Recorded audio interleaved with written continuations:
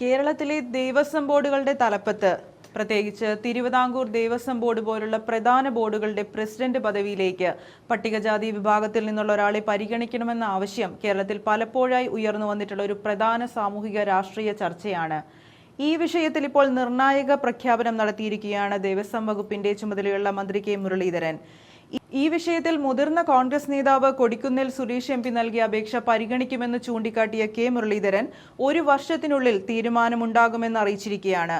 അങ്ങനെ സംഭവിച്ചാൽ അത് ചരിത്രപരമാകുമെന്ന കാര്യത്തിൽ തർക്കമില്ല. സാമൂഹിക നീതിയുടെ പുതിയ ഘട്ടമാണ് അവിടെ തുടങ്ങുന്നത്.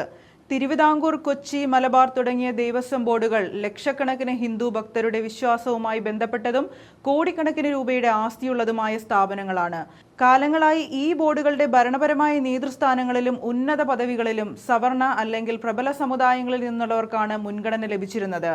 എന്നാൽ കേരളത്തിൽ ദീർഘകാലമായി ഉയരുന്ന സാമൂഹിക നീതിയുടെയും തുല്യതയുടെയും ചോദ്യങ്ങളുടെ പശ്ചാത്തലത്തിൽ പട്ടികജാതി വിഭാഗങ്ങൾക്ക് ദേവസ്വം ബോർഡ് പ്രസിഡന്റ് പദവി നൽകുമെന്ന ആവശ്യം ഇപ്പോൾ ശക്തമായിരിക്കുകയാണ്.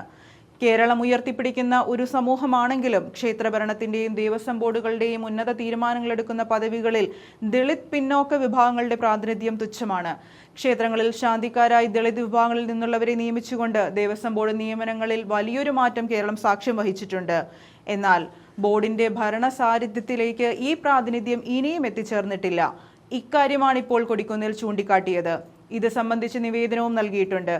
ഭരണഘടന അനുശാസിക്കുന്ന തുല്യതയും സാമൂഹിക നീതിയും പൂർണ്ണാർത്ഥത്തിൽ നടപ്പിലാക്കാൻ ഇത്തരം ഉയർന്ന പദവികളിലെ ജാതിരഹിതമായ പ്രാതിനിധ്യം അത്യാവശ്യമാണെന്ന് നിയമനത്തെ അനുകൂലിക്കുന്നവർ പറയുന്നുണ്ട്. സർക്കാരുകൾ രാഷ്ട്രീയ താൽപര്യങ്ങൾക്കപ്പുറം സാമൂഹിക നീതി മുൻനിർത്തി നാമനിർദ്ദേശം നടത്തുമ്പോൾ പട്ടികജാതി വിഭാഗത്തിൽപ്പെട്ട മികച്ച ഭരണാധികാരികളെയും ചിന്തകരെയും ദേവസ്വം ബോർഡ് പ്രസിഡന്റ് സ്ഥാനത്തേക്ക് പരിഗണിക്കുന്നത് കേരളത്തിന്റെ മതേതര നവോത്ഥാന പാരമ്പര്യത്തിന് കൂടുതൽ കരുത്തു പകരുമെന്ന ചിന്തയും സർക്കാരിന് മുന്നിലുണ്ട്. പട്ടികജാതി വിഭാഗക്കാർക്ക് ദേവസ്വം ബോർഡ് പ്രസിഡന്റ് പദവി നൽകുക എന്നത് വെറുമൊരു രാഷ്ട്രീയ പ്രീണനമല്ല, മറിച്ച് ചരിത്രപരമായി പാർശ്വവൽക്കരിക്കപ്പെട്ട ഒരു സമൂഹത്തിന് ഹൈന്ദവ ആരാധനാലയങ്ങളുടെ ഭരണപരമായ നേതൃനിരയിൽ തുല്യ ഇടം നൽകിക്കൊണ്ടുള്ള സുപ്രധാനമായൊരു സാമൂഹിക തിരുത്തലായിട്ടാണ് വിലയിരുത്തുന്നത്.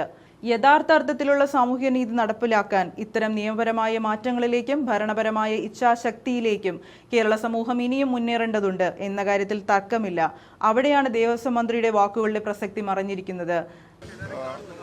ഇനി ഒരു കൊല്ലത്തേക്ക് ഇപ്പോഴത്തെ സ്റ്റാറ്റ്യൂട്ടറി ബോർഡ് തന്നെ കണ്ടിന്യൂ, അതിനിടയ്ക്ക് നമുക്ക് ആലോചിക്കാൻ സമയമുണ്ട്. അല്ല, പിന്നെ അതൊരു സീനിയർ നേതാവ് കൂടിയാണല്ലോ, അതുകൊണ്ട് അധികം പറയുന്നതിനെ അങ്ങനെ തള്ളാൻ ഗവൺമെൻറ്റിന് കഴിയില്ല.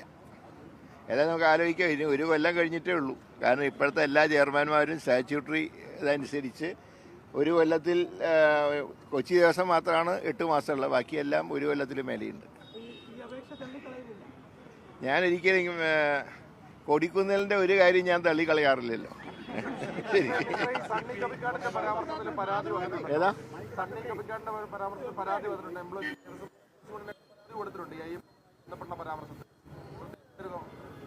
അത് ഞാൻ പറയാം, ഇതൊന്നും പാർട്ടിയുടെ ആൾക്കാരല്ല. ഏതായാലും ദൈവങ്ങളെ ഒരിക്കലും ദൈവവിശ്വാസികളാണ് സമൂഹത്തിൽ കൂടുതൽ.